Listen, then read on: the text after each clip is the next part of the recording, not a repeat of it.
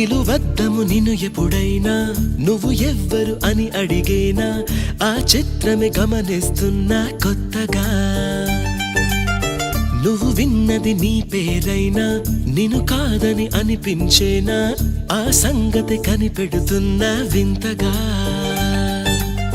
నీ కన్నుల మెరిసే రూపం నాదేనా అనుకుంటున్నా నీ తేనెల పెదవులు పలికే తీయదనం నా పేరేనా అది నువ్వే అని నువ్వే చెబుతూ ఉన్నా